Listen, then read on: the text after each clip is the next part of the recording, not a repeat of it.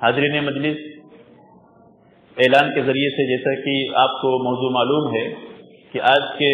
اس درس کے موقع پر مجھے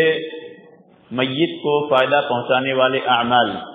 اس تعلق سے کچھ باتیں کتاب و سنت کی روشنی میں پیش کرنی ہیں۔ ہمارے معاشرے اور سماج کے اندر جب کسی مسلم گھرانے کے اندر کسی کا انتقال ہوتا ہے تو اس کے انتقال کے بعد میت کے حوالے سے میت کے گھر والوں کے اندر نہ جانے کہاں سے محبت پھوٹ کر کے بھر جاتی ہے، اور اس میت سے محبت اور لگاؤ کے خاطر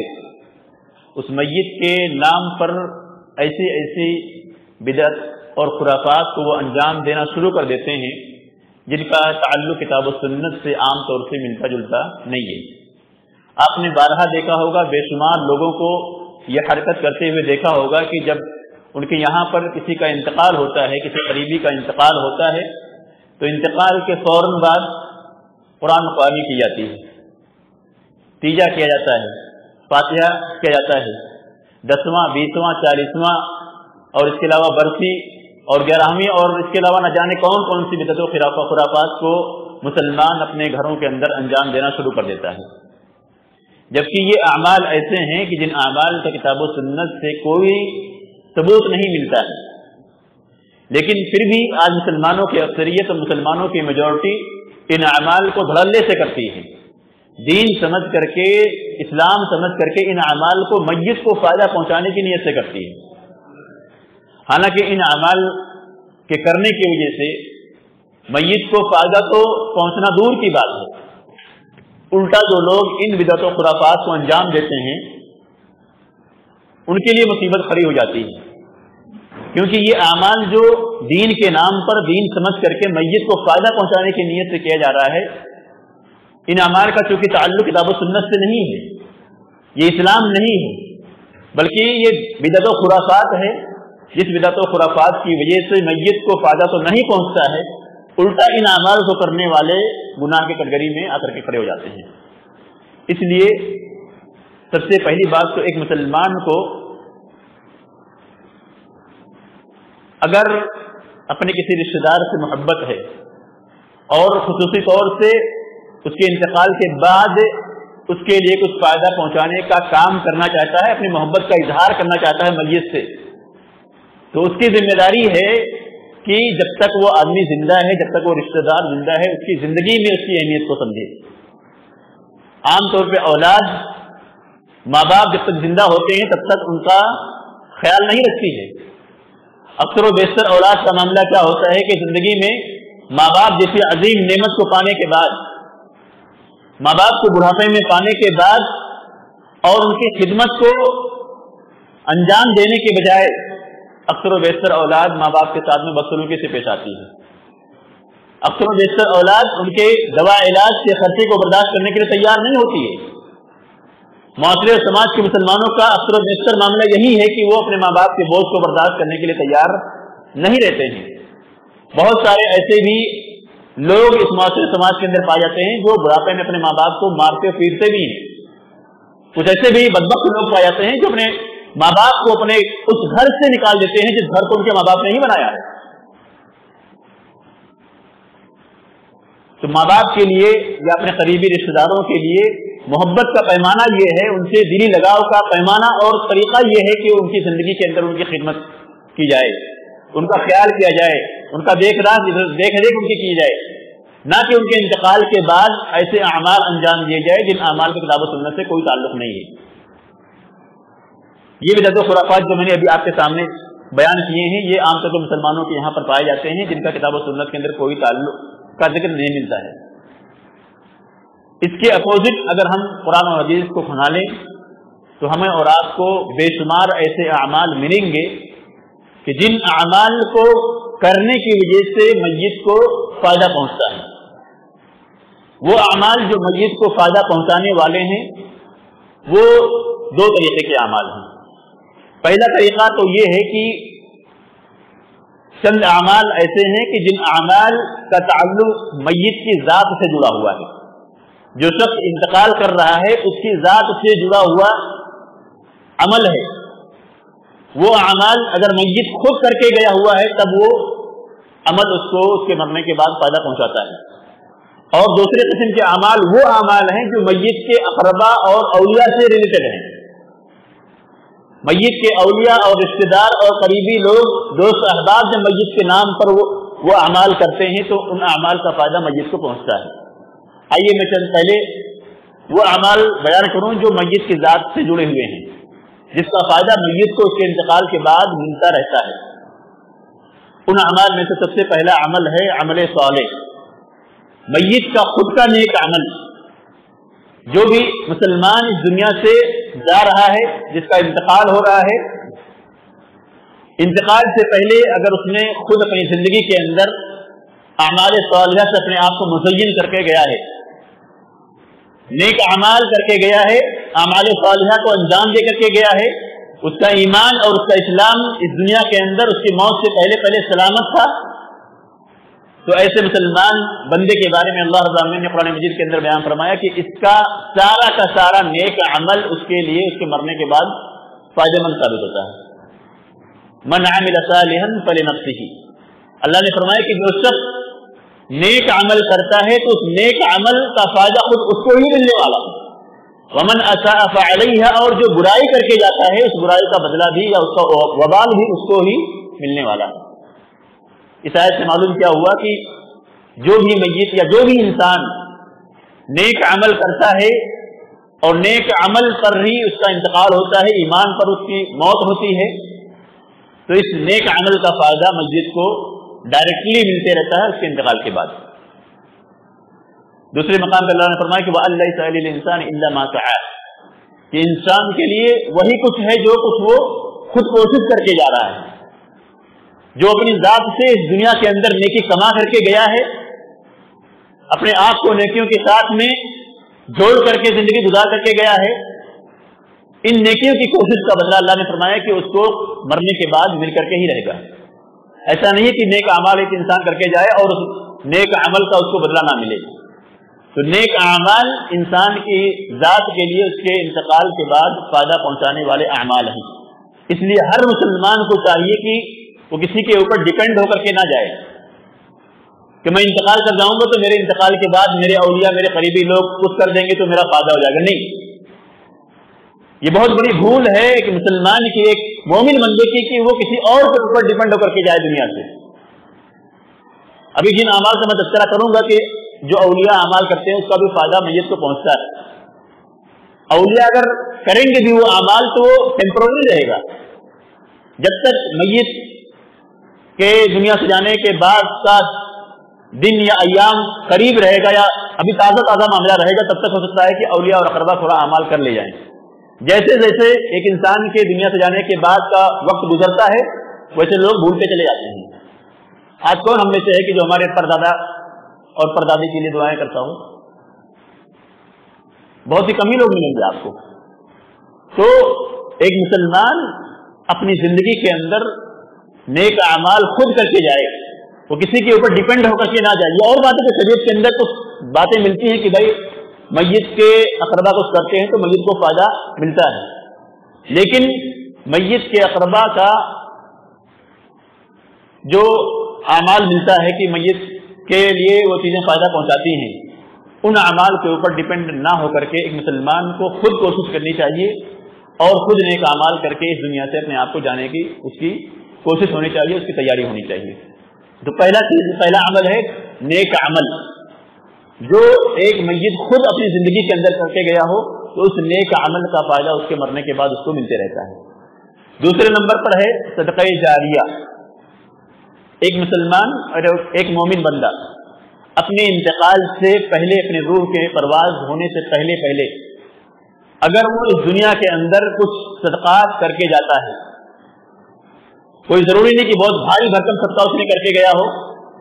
اللہ کی رضا اور اس کی خوشنودی کے لیے ایک روپیہ بھی اگر کہیں پر اس نے خرچ کیا ہے صدقہ جاریہ کی نیت سے، کہیں پر مسجد کی تعمیر ہو رہی تھی، مدرسے کی تعمیر ہو رہی ہے، کہیں پر پانی کے بندوبست کرنے کا مسئلہ چل رہا ہے، ہاسپٹل قائم کرنے کا معاملہ اٹھ کھڑا ہو گیا ہے، मदरसा कहीं पर या स्कूल ही कहीं पर कायम करने की बात हो रही है, कोई रास्ता तामीर करने की बात हो रही है। ये बहुत सारे रास्ते हैं जहां पर एक मुसलमान बंदा अपनी कुछ रकम को लगा करके अपने मरने के बाद भी उसका फायदा लूट सकता है। सदक़े जारिया करके एक मुसलमान अगर इस दुनिया से जाता है तो उस सदक़े जारिया का भी फायदा उस मय्यत को उस वक्त तक मिलते रहता है जब तक वो चीज इस दुनिया के अंदर यूज होती है और उसके लोग इस्तेमाल करते रहते हैं। तो सदक़े जारिया ये एक मय्यत को फायदा पहुंचाता है उसके इंतकाल के बाद। और याद रहे कि सदक़े जारिया भी मय्यत की जात से जुड़ा हुआ है, जैसे उसके दीगर अमाल, चाहे वो नमाज हो, रोजे हो,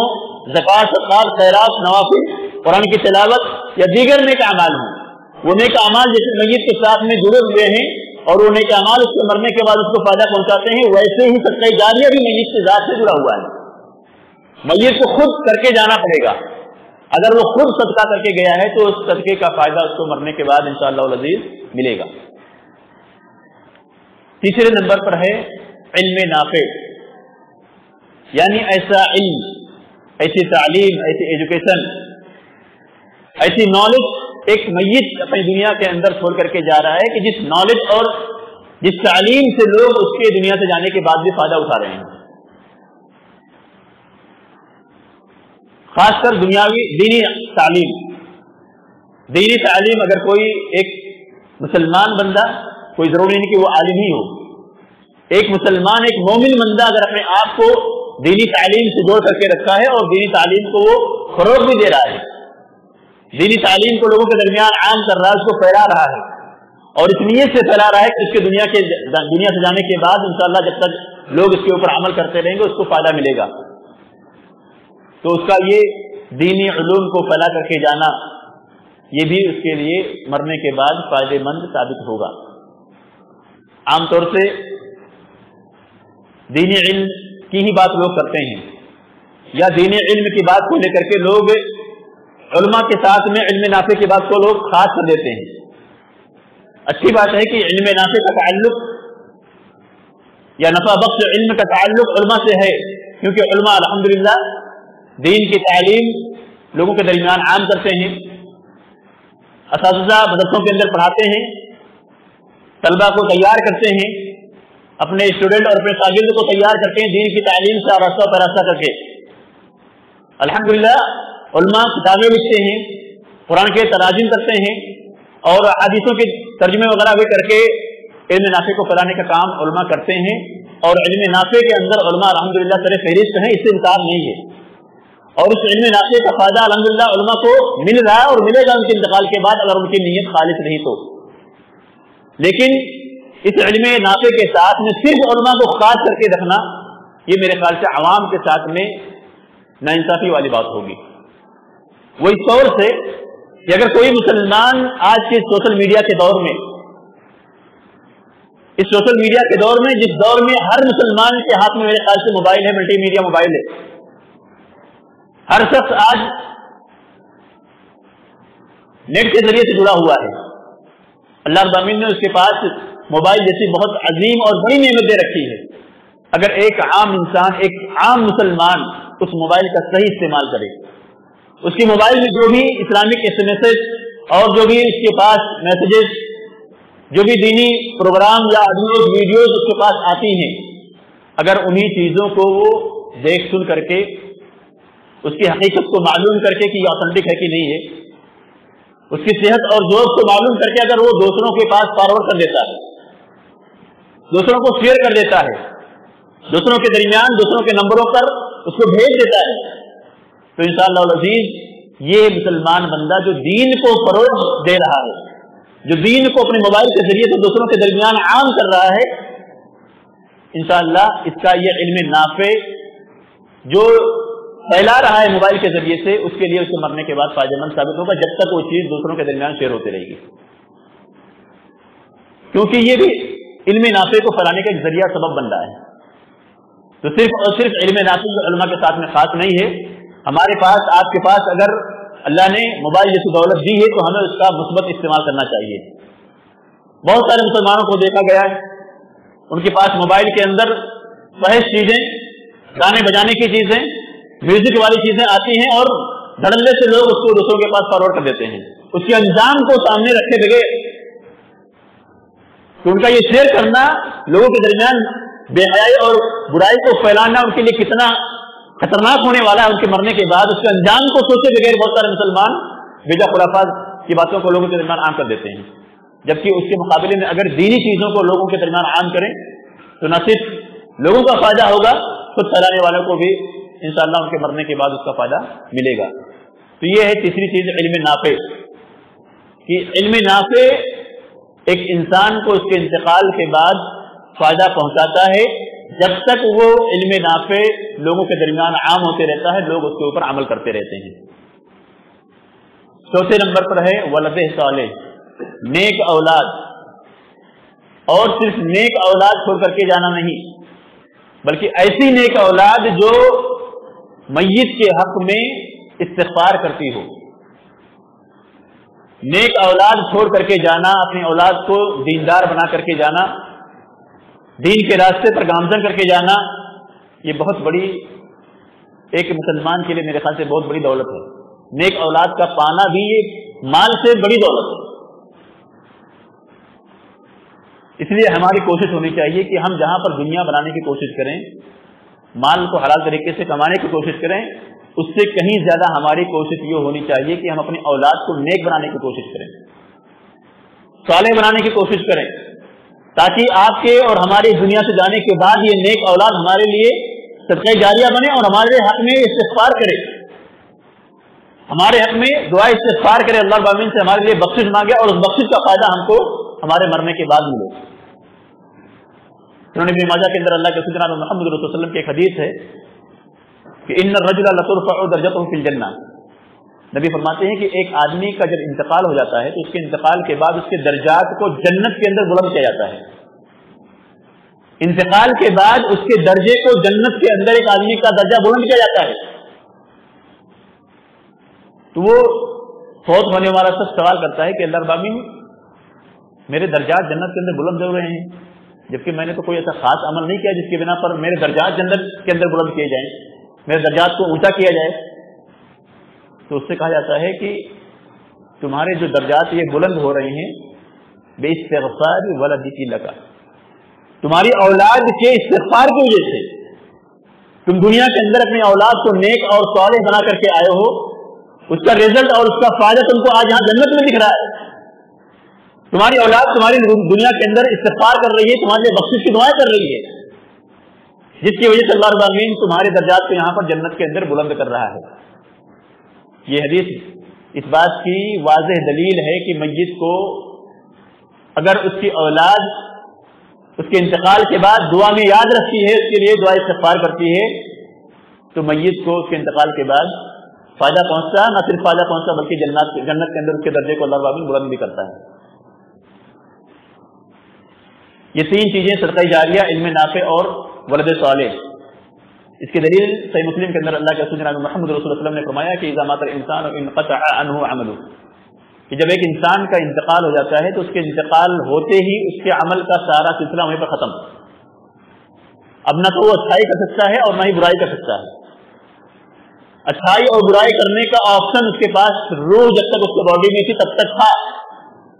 रूह जिस्म से निकलते ही फौरन उसके लिए अमाल का सिलसिला खत्म हो गया। नबी फरमाते हैं कि उसके अमल का सिलसिला तो खत्म हो गया, उसके इंतकाल होते ही हाँ तीन चीजें ऐसी हैं कि जिन तीन चीजों का फायदा उसके मरने के बाद भी उसको मिलते रहता है। वो तीन चीजें क्या है जो मैंने अभी आपके सामने तफसीलन बयान की, इल्ला मिन सदक़तिन जारिया और इल्मिन युंतफ़अु बिही और वलदुन सालिह यदअू लहू, कि सदक़ा जारिया जो वो मय्यत खुद करके गया है, इल्म नाफ़े जो वो मय्यत खुद छोड़ करके गया है, और नेक औलाद जो नेक औलाद उस मय्यत के लिए दुआ इस्तिग़फ़ार करती हो।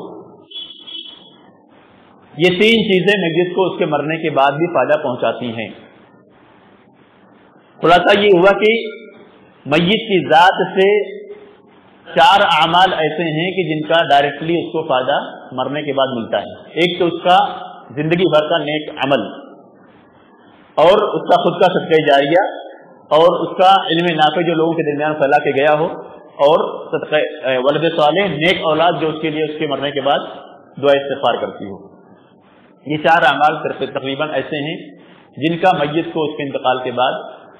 ڈائریکٹلی فائدہ ملتا ہے، اور ان 4 اعمال کا تعلق میت کی ذات سے جڑا ہوا ہے۔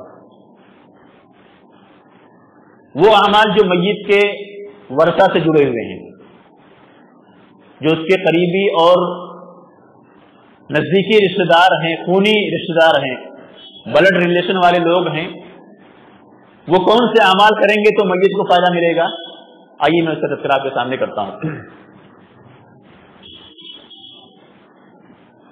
سب سے پہلا عمل ہے میت کے حق میں دعا استغفار کرنا۔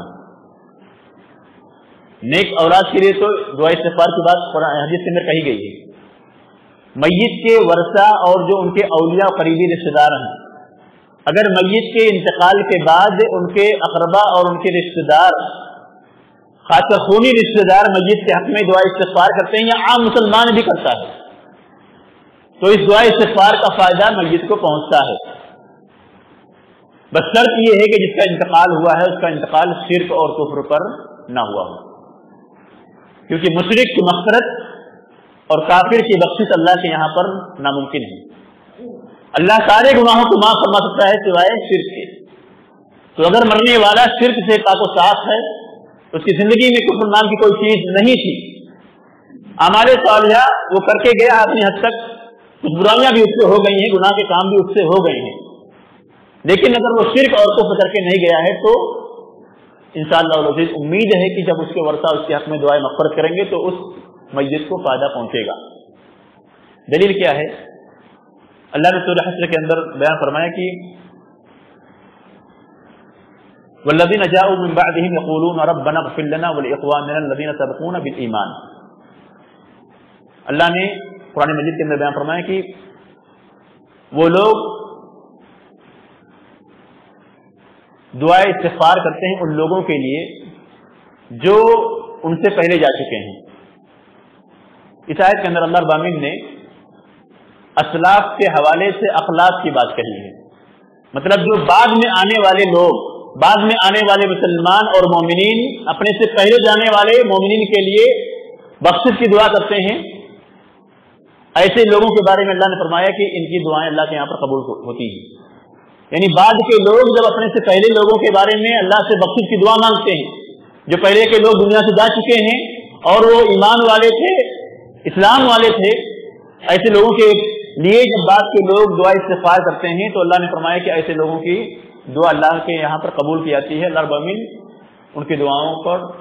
لبیک کہتا ہے، ان کی دعاؤں کو سنتا ہے۔ اور میت کے حق میں میت کے اولیاء یا اس کے اقربا کی دعائیں قبول ہوتی ہیں، یا میت کے حق میں دعائیں کرنے کی گنجائش میت کے اقربا کو دی گئی ہے، اس کی دلیل خود جنازے کی دعا ہے،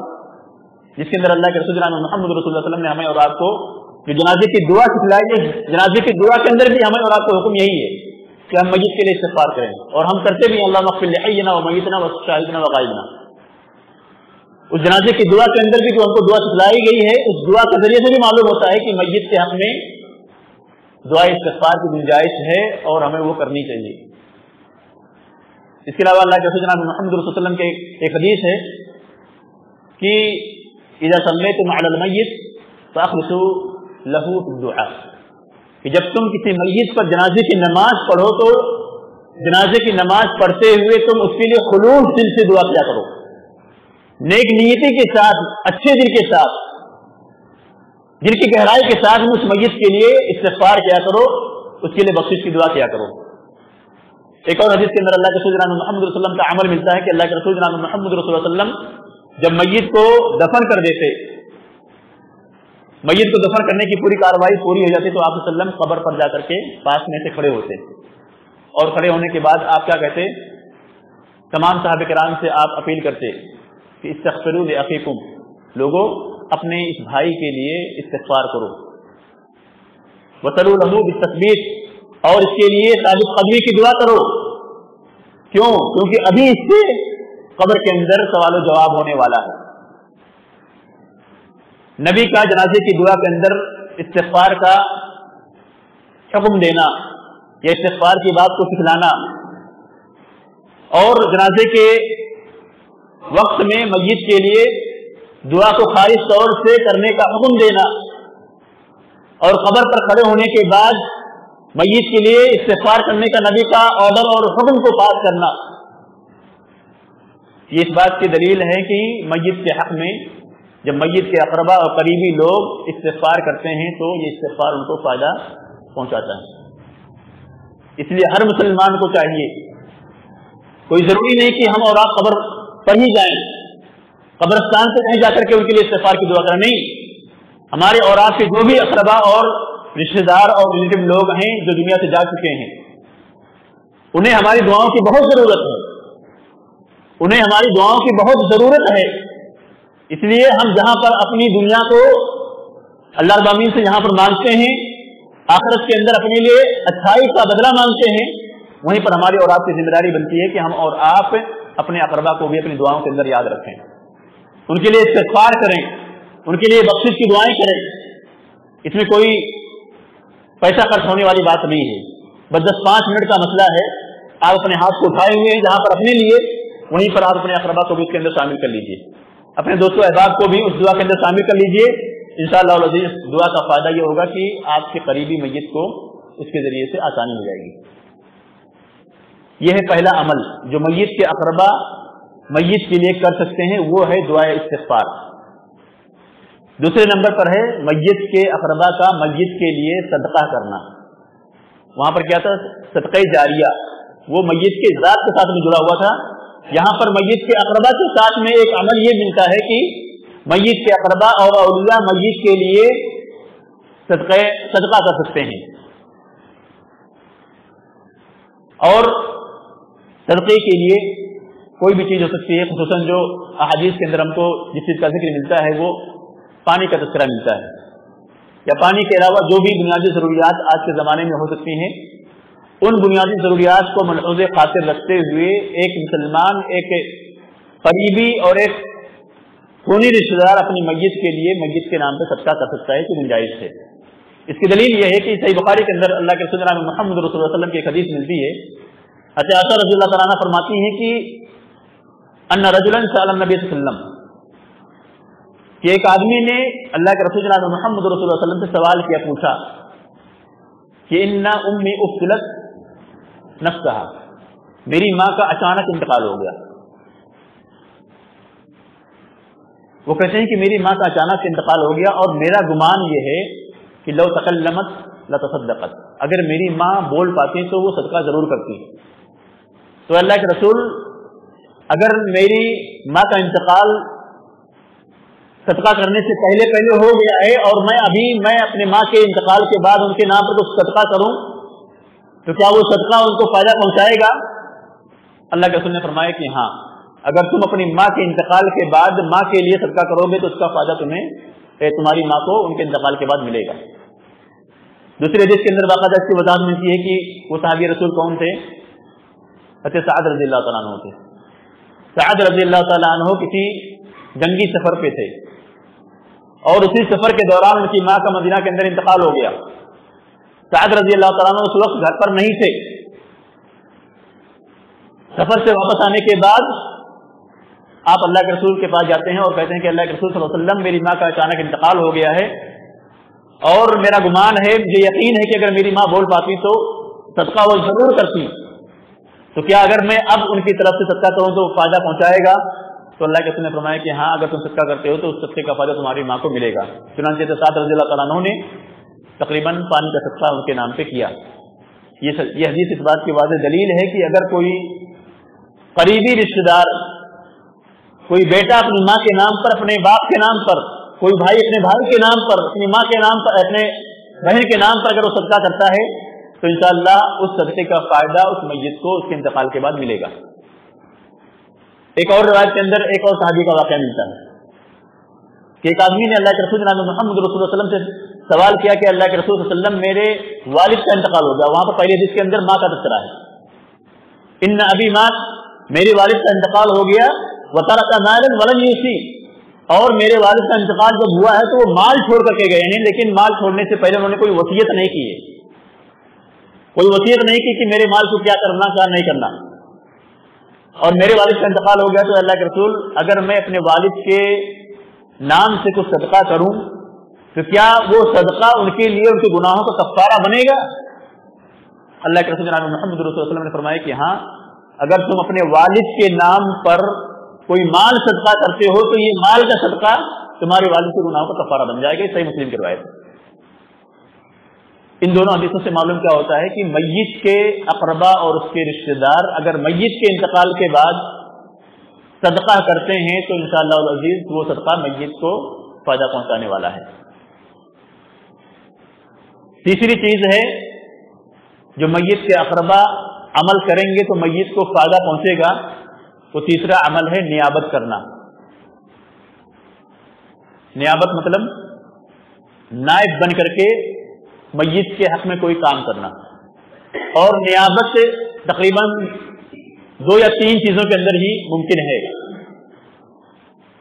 پہلی چیز ہے کہ میت کا انتقال ہو گیا ہو اور میت کے انتقال سے پہلے اس کے اوپر کوئی فرض روزہ باقی ہو۔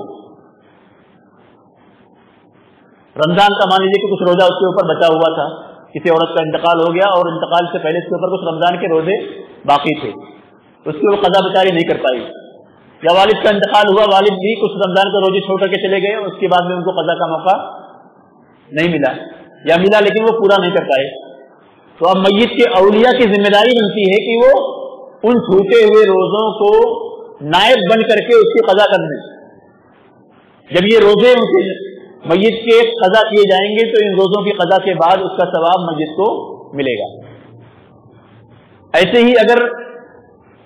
میت کے اوپر حج فرض تھا یا حج نہیں بھی فرض تھا، واجب نہیں تھا حج کے اوپر، اور اس حج کو کرنے سے پہلے کسی میت کا انتقال ہو گیا، اب اس کے اقربا اور اس کے قریبی رشتے دار چاہتے ہیں کہ اس میت کے نام پر جا کر کے حج کر دیں،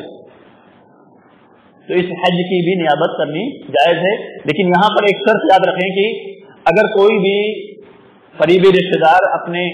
میت کے نام پر حج یا عمرہ کرنے جاتا ہے ان کے انتقال کے بعد، تو ضروری ہے کہ وہ اپنا پہلے حج یا عمرہ کر چکا ہو، کیونکہ حج بدل کے لیے شرط کیا ہے بنیادی طور سے کہ وہ پہلے اپنا حج یا عمرہ کر چکا ہو تب وہ کسی اور کی طرف سے حج یا عمرہ کرے۔ تو اگر کسی شخص کا انتقال ہو گیا ہے اور انتقال سے پہلے وہ حج اور عمرہ نہیں کر پایا تھا،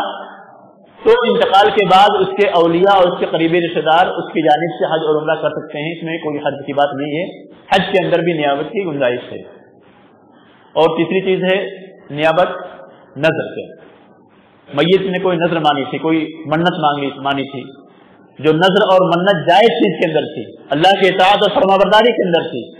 اور اس نذر کو اور اس منت کو پورا کرنے سے پہلے وہ دنیا سے چلا گیا، تو اس کے جو میت کے اقربا اور اس کے رشتے دار ہوں گے اس کی نظر کو بعد میں پورا کر سکتے ہیں۔ اس کی دلیل اللہ کے رسول جناب محمد رسول اللہ علیہ وسلم کے پاس ایک عورت آئی اور اس نے کہا کہ اللہ کے رسول میری ماں کا انتقال ہو گیا ہے، میری ماں کا انتقال ہو گیا ہے اور انتقال سے پہلے ان کے اوپر 1 مہینے کے روزے باقی، پورے مہینے رمضان کا روزہ ان کے اوپر باقی رہ گیا ہے، تو کیا اب اگر میں ان کی جانب سے ان روزوں کو پورا کروں تو ان کو فائدہ پہنچے گا؟ اللہ کے رسول نے فرمایا کہ ہاں، تم ان روزوں کو پورا کر دو، اس کا فائدہ ان کو پہنچ جائے گا۔ پھر انہوں نے سوال کیا کہ اللہ کے رسول میری ماں کا انتقال ہو گیا اور وہ حج نہیں کر پائی تھی، تو اگر میں ان کی جانب سے حج کروں، نائب بن کر کے نیابت کرتے ہوئے میں ان کی جانب سے حج کروں تو کیا اس حج کا فائدہ ان کو ملے گا؟ اللہ کے رسول نے فرمایا کہ ہاں، تم حج کرو، اس کا فائدہ ان کو ملے گا۔ تو یہ تیسرا عمل ہے میت کے اولیاء اور ان کے رشتے داروں کے حوالے سے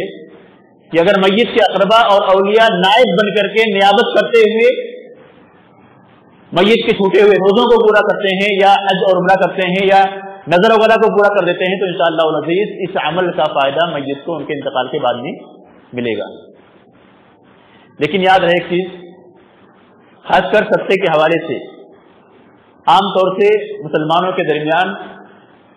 جب صدقے کی بات میت کے نام پر کرنے کی کہی جاتی ہے تو لوگ انگلی پکڑاؤ تو پورا پہنچا پکڑنے کی کوشش کرتے ہیں۔ حدیث کے اندر یا حدیث کے اندر میت کے نام پر صدقے کا ذکر ملتا ہے، اور صدقہ ہم اور آپ اپنی زبان میں الحمدللہ اچھے سے سمجھتے ہیں کہ صدقہ مطلب کیا ہوتا ہے۔ صدقے کا تعلق عام طور سے مال سے ہوتا ہے، اس کے اندر پیسہ لگتا ہے، روپیہ لگتا ہے، لیکن آج لوگ صدقے کا بہانہ بنا کر کے میت کے نام پر قرآن پڑھنا شروع کر دیتے ہیں. بہت سارے لوگ عبادتیں شروع کر دیتے ہیں ان کے نام پر. صلاۃ غوثیہ لوگوں نے آج عام کر دیا ہے اس نیت سے کہ میت کو فائدہ پہنچانا آدمی کو. تو یاد رہے کہ صدقے کا تصور احادیث کے اندر الحمدللہ ہے میت کے نام پر، لیکن ایسا صدقہ کرنا جو شریعت سے ہٹ کر کے ہو، خاص کر صدقہ کرنے کے لیے کوئی دن فکس کرنا، کوئی ٹائم فکس کرنا، کوئی مہینہ فکس کرنا، کوئی اسلامک تاریخ کو فکس کرنا شریعت کے اندر کی کوئی گنجائش نہیں ہے. احادیث کے اندر ہمیں اور آپ کو صدقہ کرنے کا ذکر ملتا ہے، لیکن کہیں پر ہم کو کوئی تاریخ نہیں ملتی ہے. اس لیے میت کے نام پر میت کے انتقال کے بعد 10ویں دن 10واں کرنا، 20ویں دن 20واں کرنا، 40ویں دن 40واں کرنا اور سال بھر کے بعد برسی کرنا یا شیخ عبد القادر جیلانی رحمہ اللہ کے نام پر 11ویں کرنا، یہ سب دین کا حصہ نہیں ہو سکتا. کیوں نہیں ہو سکتا ہے؟ کیونکہ یہاں پر دن اور تاریخ کو فکس کیا جا رہا ہے. اور صدقے کے لیے ہم نے بھی آپ کے سامنے بتایا کہ اس کے لیے کوئی دن و تاریخ متعین نہیں ہے. کوئی بھی عمل جو شریعت کے اندر عمومی طور سے جائز ہو وہ جائز ہے، لیکن اگر ہم اسی عمومی عمل کو ایک خاص انداز میں کرنے لگیں اور اسی خاص انداز کو ہم شریعت کا حصہ مان کر کے کرنے لگیں تو وہی جائز عمل بعد میں ناجائز عمل ہو جاتا ہے. جیسے صدقہ کرنا جائز ہے، میت کے نام پر صدقہ کرنا جائز ہے، لیکن کوئی شخص کہے کہ میں اپنے میت کے نام پر صدقہ اس کے 10ویں ہی دن کروں گا، 20ویں ہی کروں گا، 40ویں ہی کروں گا، اس کا یہ صدقہ کرنا اب جائز نہیں ہوگا. کیوں نہیں جائز ہوگا؟ کیونکہ شریعت نے ٹائم اور دن فکس نہیں کر کے ان کو دیا ہے. ہم عمومی طور سے جب چاہیں تو صدقہ کرنے کوئی مسئلہ نہیں ہے. ایسے ہی بسا اوقات لوگ سوال کرتے ہیں کہ شیخ عبد القادر جیلانی رحمہ اللہ کے نام پر جو 11ویں ہوتی ہے، اگر ہم شیخ عبد القادر جیلانی رحمہ اللہ کو صدقہ کر کے فائدہ پہنچانا چاہیں، ان کا انتقال ہو چکا ہے، اب ان کے انتقال کے بعد اگر ہم ان کو صدقہ کر کے فائدہ پہنچانا چاہیں 11ویں کی تاریخ کو نہیں، عام طور پر لوگ سوال کرتے ہیں کہ 11ویں تاریخ کو نہیں بلکہ اس کے علاوہ کسی اور دن میں، عمومی دن میں ہم شیخ عبد القادر جیلانی رحمہ اللہ کے نام پر صدقہ کرنا چاہتے ہیں تو کیا اس کی گنجائش ہے کہ نہیں ہے؟ کیا اس کا جواب بنے گا؟ 11ویں کی وہ تاریخ فکس نہیں کر رہا ہے، وہ عمومی طور سے اس عبد القادر جیلانی رحمہ اللہ کے نام پر صدقہ کرنا چاہتا ہے. یہ صدقہ ابھی کرنا جائز نہیں ہے. حالانکہ میں نے ابھی کہا کہ عمومی طور سے صدقہ میت کے نام پہ جائز ہے، لیکن یہاں پر کہہ رہا ہوں کہ شیخ عبد القادر جیلانی رحمہ اللہ کے نام پر 11ویں کو چھوڑ کر کے کسی اور دن کو صدقہ کرنا جائز نہیں ہے. کیوں نہیں جائز ہے؟ کیونکہ شیخ عبد القادر جیلانی رحمہ اللہ ہمارے کوئی قریبی رشتے دار نہیں ہے. اور میت کے نام پر صدقہ کرنے والی بات آپ حدیث کے اندر غور کریں گے، ہر حدیث کے اندر تقریباً آپ کو یہ ملے گا، ان امی میری ماں کا انتقال، ان ابی میرے باپ کا انتقال، میرے بھائی کا معاملہ ہو گیا، اور قریب لی میرے کسی قریبی کا معاملہ ہو گیا ہے. احادیث کے اندر بلڈ ریلیشن کا ذکر ملتا ہے، کیونکہ ہمارا قریبی رشتے دار ہو، ہمارے والد ہوں، ہماری والدہ ہوں، ہمارے بھائی ہوں، کوئی ہمارا قریبی ریلیٹو ہے، اس کا انتقال ہو رہا ہے تو اس کے انتقال کے بعد اس کے نام پر صدقے کی گنجائش بنتی ہے. کیونکہ شیخ عبد القادر جیلانی رحمہ اللہ ہمارے قریبی رشتے دار نہیں ہے، ہمارا ان سے کوئی خونی رشتہ ہی نہیں ہے، اس لیے ان کے نام پر 11ویں تو ویسے ہی نہیں جائز ہے، کیونکہ وہاں پر ایک ڈیٹ فکس ہو رہی ہے. 11ویں نہ بھی کوئی کرے تب بھی عمومی طور سے ان کے نام پہ صدقے کی گنجائش نہیں ملے گی. کیوں نہیں مل سکتی ہے؟ کیونکہ وہ ہمارے قریبی رشتے دار نہیں ہے اور ایسا عمل کرنا اسلاف سے بھی ثابت نہیں ملتا ہے. اس لیے کوئی بھی عمل کرنے سے پہلے ہمیں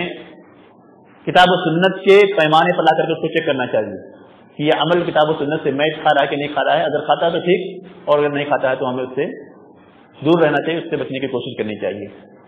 خلاصہ یہ پورے درس کا کہ میت کے نام پر